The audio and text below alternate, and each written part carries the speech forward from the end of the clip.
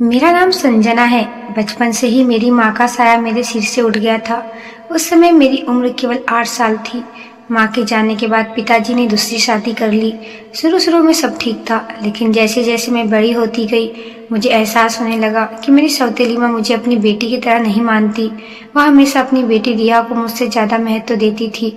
मैं पढ़ाई में बहुत अच्छी थी और स्कूल में हमेशा प्रथम आती थी।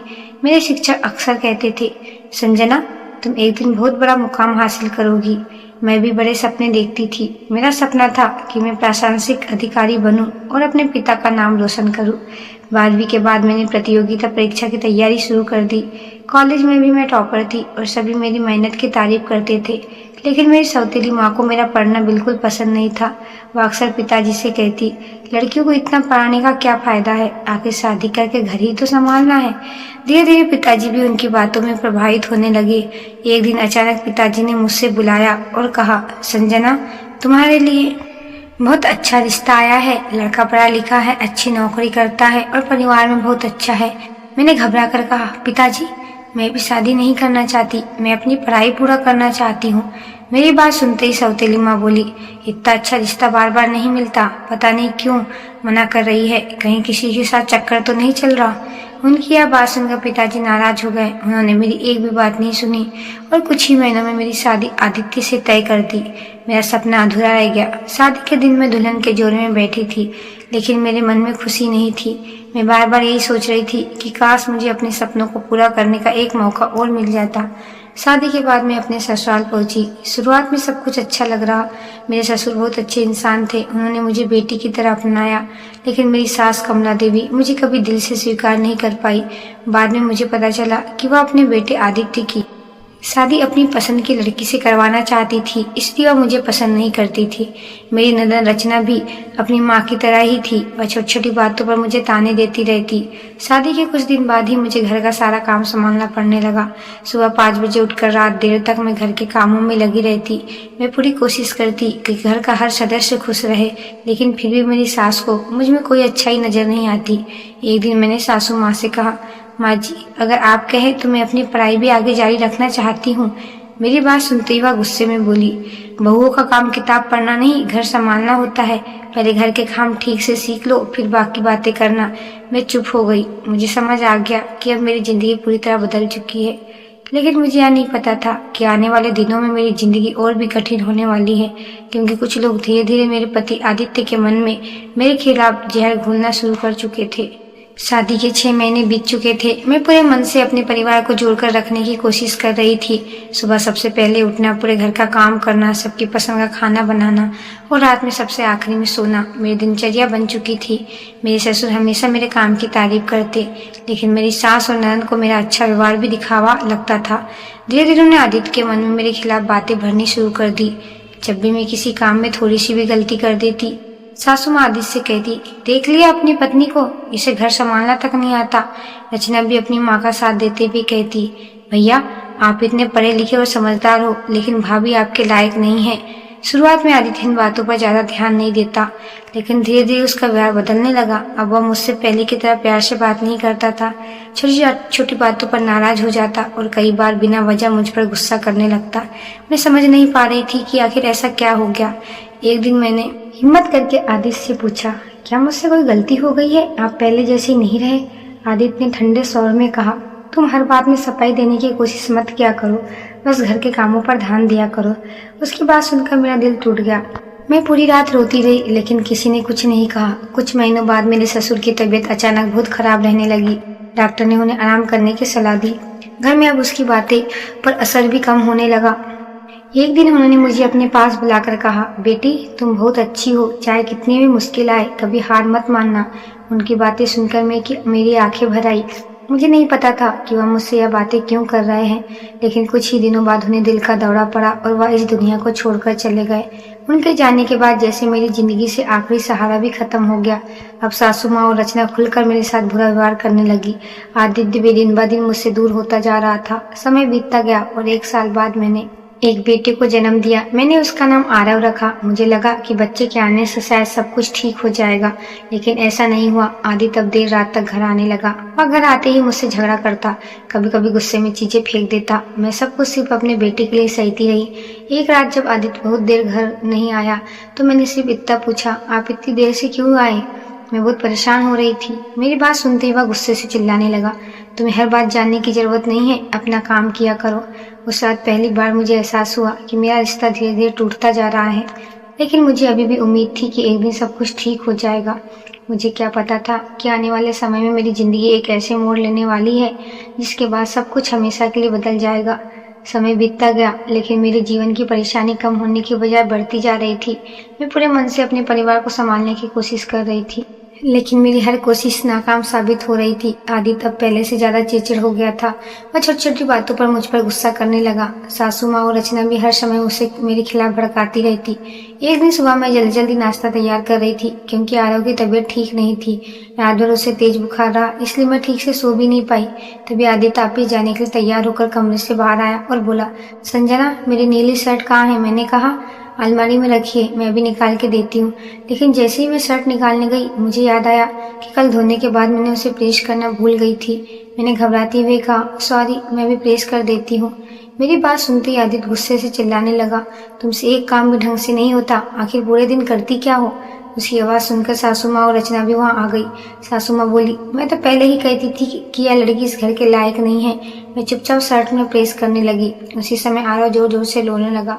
मैं उसे देखने के लिए कमरे की तरफ बढ़ी तो आदित्य ने गुस्से में कहा, पहले मेरा काम पूरा करो, बाद में बच्चे को संभाल लेना। मेरी आंखों में आंसू आ गए, लेकिन मैंने कुछ नहीं कहा। उसी दिन दोपहर में आरव को बुखार और बढ़ गया। मैंने आदित्य को फोन करके कहा, आरव की तबीयत बहुत खराब है, हमें उसे डॉक्टर के पास ले जाना चाहिए। लेकिन उसने जवाब नहीं दिया। मैं मीटिंग में हूँ, तुम खुद चली जाओ। मैं अकेली ही आरव को लेकर अस्पताल पहुंच गई। डॉक्टर ने जांच के बाद कहा कि अगर थोड़ी देर और हो जाती तो बच्चे की हालत और बिगड़ सकती थी। दवाई लेकर मैं अस्पताल के बाहर निकली। अचानक किसी ने पीछे से मेरा नाम पुकारा, संजना। मैंने मुड़कर देखा तो सामने विवेक खड़ा था। विवेक मेरा कॉलेज का सहपाठी था। कॉलेज में हम अच्छे दोस्त थे। उसने मुझे देखकर कहा, संजना यहाँ तुम हो? तुम इतनी बदल गई हो। मैंने मुस्कुराने की कोशिश करते हुए कहा, हाँ, समय के साथ बहुत कुछ बदल जाता है। विवेक अब प्रशासनिक अधिकारी बन चुका था। उसने मुझसे मेरी पढ़ाई और जिंदगी के बारे में पूछा। मैंने बात को टालने की कोशिश की, लेकिन शायद वह मेरी आंखों का दर्द पड़ चुका था। उसने कहा, तुम कभी कॉलेज की सबसे होनहार छात्र थी, तुम्हारी आंखों में हमेशा सपने दिखाई देते थे, लेकिन आज तुम्हारी आंखों में सिर्फ दर्द नजर आ रहा है। क्या बात है? मैं कुछ नहीं बोली। तभी उसकी नजर मेरे हाथ पर पड़े पुराने चोट के निशान पर गई। उसने गंभीर आवाज में कहा, अगर कभी तुम्हें किसी मदद की जरूरत पड़े तो बेझिझक मुझे याद करना। यह कहकर उसने मुझे अपना विजिट कार्ड दे दिया। मैं कार्ड लेकर वहां से घर लौट आई, लेकिन मुझे नहीं पता था कि यह छोटी सी मुलाकात आगे चलकर मेरी जिंदगी पूरी तरह बदलने वाली थी। घर पहुंचते पहुंचते मुझे काफी देर हो गई थी। रास्ते में मेडिकल स्टोर में भीड़ थी, इसलिए और समय लग गया। जैसे ही मैं घर पहुंची, सासू माँ ने ताने मारना शुरू कर दिया। वह बहू डॉक्टर के पास गई थी या कहीं घूमने? मैं चुपचाप आरव को कमरे में ले गई और उसे दवा देकर सुला दिया। शाम को आदित्य ऑफिस से घर लौटा तो रचना तुरंत उसके पास पहुंची। उसने कहा, भैया, आज भाभी पूरे 4 घंटे घर से बाहर थी, पता नहीं डॉक्टर के पास गई थी या कहीं और। सासू माँ ने भी आग में घी डालते हुए कहा, आजकल की बहुओं पर नजर रखनी पड़ती है। उनकी बात सुनते ही आदित्य का चेहरा गुस्से से लाल हो गया। वह तेज कदमों से मेरे कमरे में आया और बोला, सच सच बताओ, तुम इतनी देर कहाँ थी? मैंने शांत स्वर में कहा, मैं आरव को डॉक्टर के पास ले गई थी, वहाँ बहुत भीड़ थी इसलिए देर हो गई। आदित्य गुस्से में बोला, मुझसे झूठ मत बोलो, 4 घंटे कोई अस्पताल में नहीं बिताता। मैंने बहुत समझाने की कोशिश की, लेकिन उसने मेरी एक नहीं सुनी। पहली बार मैंने हिम्मत करके कहा, आप हर बात पर मुझ पर शक क्यों करते हैं? मैंने कभी आपका भरोसा नहीं तोड़ा। मेरी बात सुनकर आदित्य कुछ पल के लिए चुप हो गया, लेकिन तभी सासू माँ वहाँ आ गई और बोली, बेटा, हमने तो पहले ही कहा था कि इस लड़की पर ज्यादा भरोसा मत करना। उस रात आदित्य ने मुझसे एक शब्द भी नहीं कहा। अगले दिन सुबह जब मैं घर से काम कर रही थी, तभी मुझे एक ईमेल आया। मैंने मोबाइल खोला तो देखा कि शहर के एक कोचिंग संस्था ने मुझे इंटरव्यू के लिए बुलाया था। कुछ दिन पहले मैंने चुपचाप आवेदन किया था। ईमेल पढ़कर मेरे चेहरे पर कई महीनों बाद मुस्कान आई, लेकिन मुझे समझ नहीं आ रहा था कि मैं इंटरव्यू के लिए जाऊं या नहीं। शाम को मैंने हिम्मत करके आदित्य से कहा, मुझे एक कोचिंग संस्था से इंटरव्यू के लिए बुलाया गया है, मैं पढ़ाना चाहती हूँ। मेरी बात सुनते ही सासू माँ भड़क उठी, हमारे घर की बहू नौकरी नहीं करती। लेकिन इस बार मैंने शांत स्वर में कहा, माँ जी, मैं घर की जिम्मेदारी निभाने के साथ साथ काम भी कर सकती हूँ। आदित्य ने कुछ देर सोचने के बाद कहा, ठीक है, लेकिन अगर घर के काम में कोई कमी आई तो नौकरी छोड़नी पड़ेगी। मुझे यकीन नहीं हो रहा था कि उसने इतनी आसानी से हाँ कह दी। अगले दिन मैं इंटरव्यू देने गई और मेरी योग्यता देखकर संस्था ने मुझे तुरंत नौकरी दे दी। यह मेरी नई शुरुआत थी।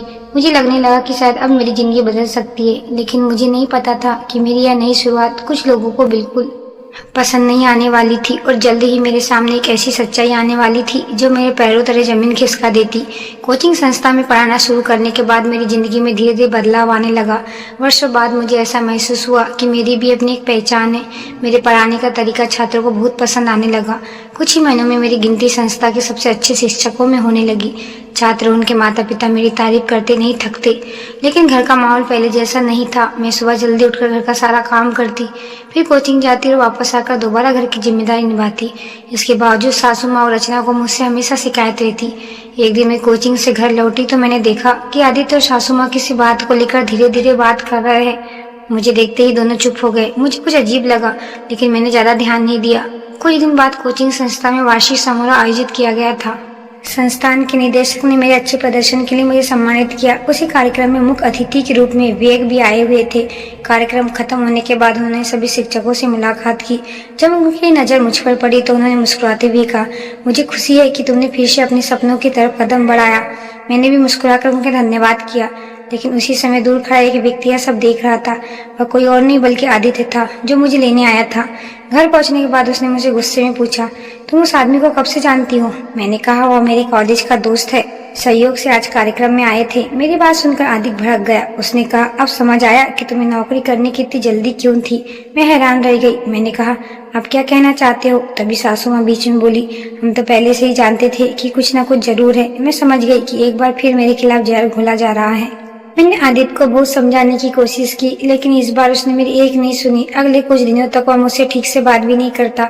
एक रात उसने गुस्से में कहा, अगर तुम्हें अपने पुराने दोस्त से इतना ही लगाव है तो इस घर में रहने की जरूरत नहीं है। उसकी बातें सुनकर मेरा दिल टूट गया। मैंने पहली बार दृढ़ आवाज में कहा, मैंने हमेशा इस रिश्ते को बचाने की कोशिश की है, लेकिन अब मैंने उन्हें आत्मसम्मान से समझौता नहीं करूंगी। मेरी यह बात सुनकर पूरे घर सन्नाटा छा गया, क्योंकि आज पहली बार मैंने अपने लिए आवाज उठाई थी। लेकिन मुझे नहीं पता था कि मेरी यह हिम्मत आने वाले दिनों में मेरी जिंदगी का सबसे बड़ा फैसला बन जाएगी। मेरे जवाब के बाद आदित्य कुछ पल तक मुझे घूरता रहा। शायद उसे यकीन नहीं हो रहा था कि मैं जो इतने वर्षों से हर अपमान चुपचाप सहती आई, आज उसके सामने इस तरह खड़ी होकर बात कर रही हूँ। अगले कुछ दिनों तक घर का माहौल बिल्कुल बदल गया। आदित्य मुझसे बात तक नहीं करता। सासू माँ और रचना भी हर समय मुझे ताने देती रहती, लेकिन अब मैंने तय कर लिया था कि मैं अपनी आत्मसम्मान से समझौता नहीं करूंगी। एक दिन जब मैं कोचिंग से घर लौटी तो मुझे टेबल पर कुछ कागज रखे दिखाई दिए। मैंने उठाकर देखा तो मेरे पैरों तले जमीन खिसक गई। वे तलाक के कागज थे। आदित्य ने कहा, अगर तुम्हें अपनी नौकरी और अपनी मर्जी की जिंदगी इतनी पसंद है तो हम दोनों अलग हो जाते हैं। मैंने कुछ पल उन कागजों को देखा। पहले वाली संजना होती तो शायद रो पड़ती, लेकिन आज मैं बदल चुकी थी। मैंने शांत स्वर में कहा, अगर यही तुम्हारा फैसला है तो मुझे मंजूर है। मेरी बात सुनकर आदित्य हैरान रह गया। शायद उसे उम्मीद थी कि मैं गिड़गिड़ाऊंगी, लेकिन ऐसा नहीं हुआ। अगले ही दिन मैं अपने बेटे आरव को लेकर उस घर से निकल आई। मैंने किराए का एक छोटा सा घर लिया और अपने बेटे के साथ नई जिंदगी की शुरुआत की। शुरुआत आसान नहीं थी। घर का किराया, बेटे की पढ़ाई और बाकी खर्च, जिम्मेदारी अब पूरी तरह मेरे कंधों पर थी। लेकिन मैंने हार नहीं मानी। दिन में कोचिंग संस्था में पढ़ाती और शाम को घर पर आती कक्षाएं लेने लगी। धीरे धीरे मेरे पढ़ाने की चर्चा पूरे शहर में होने लगी। कुछ ही वर्षों में मैंने अपना खुद का कोचिंग सेंटर खोल लिया, जिसका नाम मैंने रखा आरव एकेडमी रखा। मेरी मेहनत रंग लाई। मेरा कोचिंग सेंटर शहर के सबसे अच्छी संस्थाओं में गिना जाने लगा। दूसरी तरफ आदित्य की जिंदगी बिखरने लगी। घर के झगड़ों और तनाव की वजह से उसका काम प्रभावित हुआ। धीरे धीरे उसका करियर भी खराब होने लगा। अब सासू माँ और रचना को घर का सारा काम खुद करना पड़ता। तब उन्हें एहसास हुआ कि जिस बहू को वे हमेशा कम आंकती थी, वह इस घर की सबसे बड़ी ताकत थी। तलाक का मामला कोर्ट तक पहुंचा। कोर्ट में जब जज ने आरव से पूछा, तुम किसके साथ रहना चाहते हो, तो उसने बिना एक पल गवाए कहा, मैं अपनी मम्मी के साथ रहना चाहता हूँ। मम्मी ने हमेशा मेरा ख्याल रखा। बेटे की बात सुनकर आदित्य की आंखें झुक गई। आखिरकार कोर्ट ने आरव की कस्टडी मुझे दे दी और हमारा तलाक हो गया। कुछ महीनों बाद एक दिन आदित्य मेरे घर आया। उसकी आंखों में पछतावा साफ दिखाई दे रहा था। उसने कहा, संजना मुझे अपनी गलतियों का एहसास हो गया, अगर हो सके तो मुझे माफ कर दो और वापस चलो। मैंने शांत स्वर में कहा, माफ करना और दोबारा वही गलती करना दोनों अलग बात है। मैंने तुम्हें माफ कर दिया, लेकिन अब मेरी जिंदगी में तुम्हारे लिए कोई जगह नहीं है। यह सुनकर आदित्य बिना कुछ कहे वहां से चला गया। आज मैं अपने बेटे के साथ एक खुशहाल जिंदगी जी रही हूँ। मैंने न केवल खुद को संभाला बल्कि उन महिलाओं के लिए भी प्रेरणा बन गई जो अन्याय सह रही है। मैंने सीख लिया कि जब इंसान खुद पर भरोसा करना सीख लेता है तो दुनिया की कोई भी ताकत उसे आगे बढ़ने से नहीं रोक सकती। दोस्तों, अगर यह कहानी आपको पसंद आई हो तो चैनल को लाइक शेयर सब्सक्राइब जरूर करें। धन्यवाद।